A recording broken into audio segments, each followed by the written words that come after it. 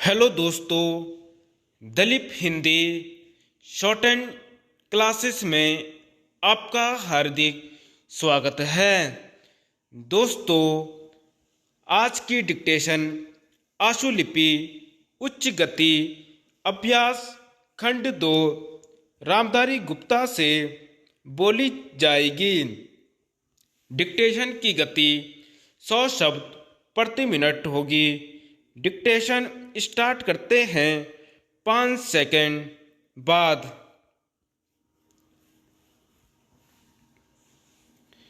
बहनों, भारतीय स्त्री जाति की प्राचीन गौरव गरिमा एवं उच्च परंपराओं को ध्यान में रखकर न केवल आपको शिक्षित होना है, बल्कि शिक्षा समाप्त करने के पश्चात पुरुषों के साथ सहगामिनी बनकर आपको सब दिशाओं में कदम बढ़ाना है। स्वतंत्रता प्राप्ति के बाद अब राष्ट्र के नव निर्माण के कार्य में आपको भी उचित रीति से भाग लेना चाहिए। यह सब तभी संभव हो सकता है जब हम वर्तमान शिक्षा पद्धति की कमियों एवं दोषों को दूर कर उसको अपने अनुकूल एवं उपयोगी बना सकेंगे।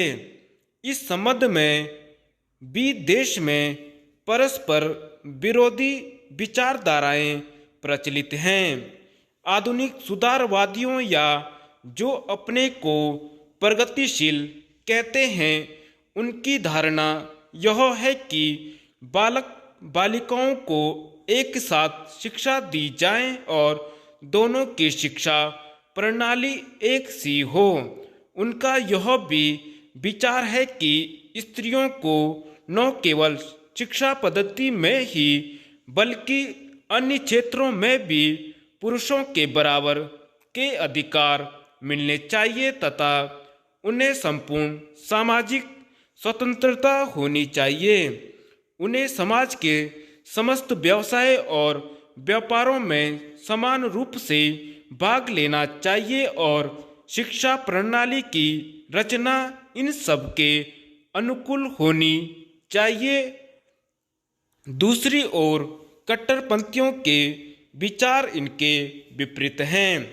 इस प्रकार स्त्री शिक्षा और अन्य बातों के संबंध में हमारे देश में वर्तमान समय में परस्पर विरोधी विचारधाराएं प्रचलित हैं।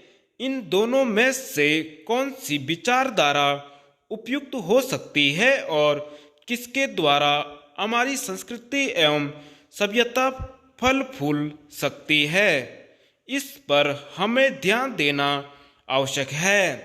जहाँ तक मेरा अपना विचार है, मैं समझता हूँ कि हमारे लिए इन दोनों के बीच के मार्ग को अपनाना श्रेयस्कर होगा। वर्तमान शिक्षा पद्धति के आदर्श एवं उद्देश्यों में जो दोष पाए जाते हैं, उनके अतिरिक्त वह बहुत महंगी सिद्ध हो रही है। प्रतिवर्ष हम अपने शिक्षालयों द्वारा हजारों विद्यार्थियों को तैयार करते हैं, जिनमें से बहुतों को नौकरियां न मिलने पर जीविका चलाना बहुत कठिन हो जाता है।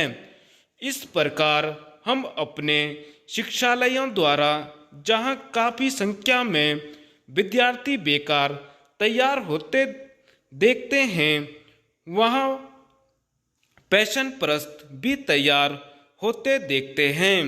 हमारे साधारण गृहस्थ घरों की लड़कियां जब प्रारंभ में आधुनिक शिक्षालयों में प्रवेश पाती हैं, तो धीरे धीरे वे भी वहाँ की पैशन परस्ती की शिकार हो जाती हैं और सुंदर सुंदर बहुमूल्य साड़ियाँ एवं भांति भांति की साज श्रृंगार की वस्तुओं की नकल करने लगती हैं, जिससे अपने माँ बाप या अभिभावकों को पर्याप्त मात्रा में व्यय कराने के संकट में डाल देती हैं। ऐसी शिक्षा प्राप्त कर जब वे स्कूल या कॉलेज छोड़कर जाती हैं तो उनका जीवन भार स्वरूप होने का भय रहता है, क्योंकि जीवन के कार्य क्षेत्र में वह अपव्ययी शिक्षा पद्धति धनोपार्जन के उपयुक्त सिद्ध नहीं हो सकती। यह नौकरी की आशा भी पूरी नहीं कर सकती और अंत में यह शिक्षा उनके लिए निकम्मी मालूम पड़ती है। इसलिए हमें सचेत होकर सोचना है कि क्या वर्तमान शिक्षा पद्धति ही हमारे लिए उपयुक्त है। धन्यवाद।